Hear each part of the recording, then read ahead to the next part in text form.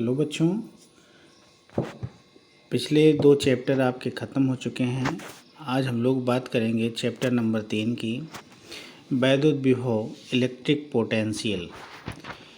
इस चैप्टर में सबसे पहला टॉपिक है आपका वैद्युत विभव। अब वैद्युत विभव होता क्या है कि यदि हम एकांक धन परीक्षण आवेश को अनंत से वैद्युत क्षेत्र में किसी बिंदु तक लाने में जितना कार्य करना पड़ता है उस बिंदु पर वैद्युत विभव कहलाता है। अब जैसे कंसीडर किया गया, इसमें माना गया कि एक धन परीक्षण आवेश Q0 को अनंत से वैद्युत क्षेत्र में किसी बिंदु तक लाने में W कार्य करना पड़ता है, तो उस बिंदु पर वैद्युत विभव का मान होता है V बराबर W/Q0। अब इसके मात्रक की बात करेंगे, तो इसके मात्रक की बात करेंगे तो क्या होगा, ऊपर लिखा है कार्य और नीचे आपका Q0 है। तो कार्य का मात्रक होता है जूल और आवेश का मात्रक होता है कूलाम। तो इसका मात्रक हो जाएगा जूल प्रति कूलाम और इसी को वोल्ट के नाम से जानते हैं।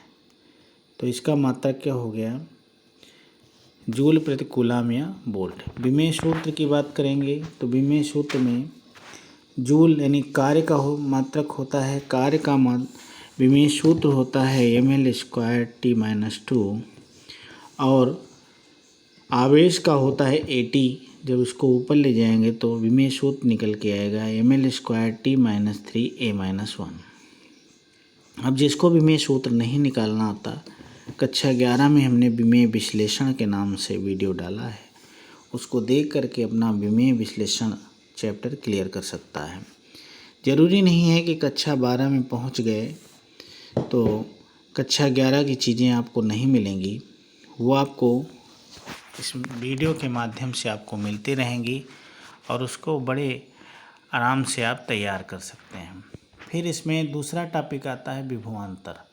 विभवांतर क्या होता है कि एकांक धन परीक्षण आवेश को वैद्युत क्षेत्र में एक बिंदु से दूसरे बिंदु तक ले जाने में किए गए कार्य को इन बिंदुओं के बीच विभवांतर कहते हैं।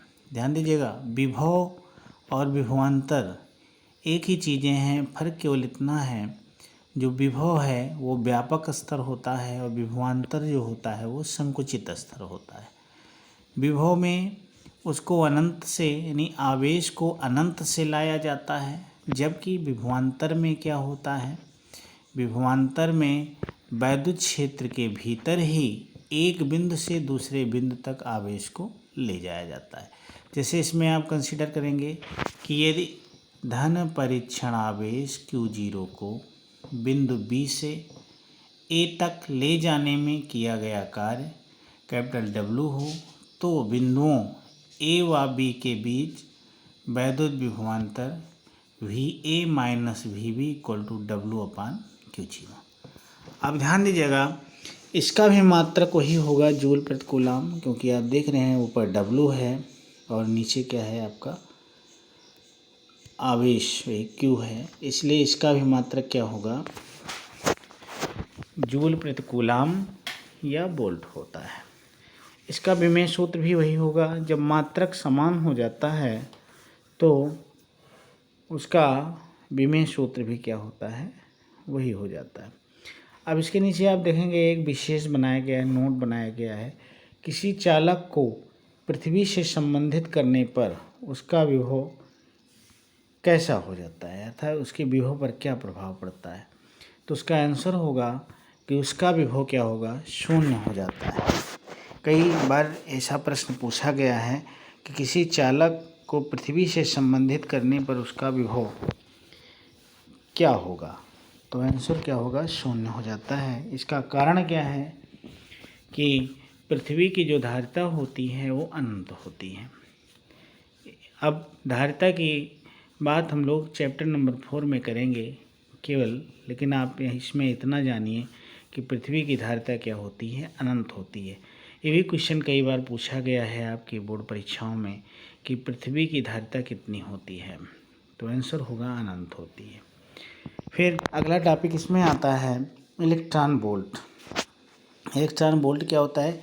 एक इलेक्ट्रॉन वोल्ट वह गतिज ऊर्जा है जो कोई इलेक्ट्रॉन 1 वोल्ट विभवांतर द्वारा त्वरित करने पर अर्जित करता है। अर्थात एक इलेक्ट्रॉन वोल्ट एक प्रकार की ऊर्जा है, वही गतिज ऊर्जा, क्योंकि इलेक्ट्रॉन हमेशा मोशन करते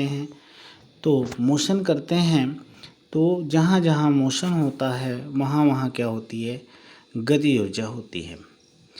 तो एक इलेक्ट्रॉन वोल्ट वह गतिज ऊर्जा है जो कि कोई इलेक्ट्रॉन 1 वोल्ट विभवांतर द्वारा त्वरित होने पर अर्जित करती है। फिर ध्यान दीजिएगा इस चीज़ को।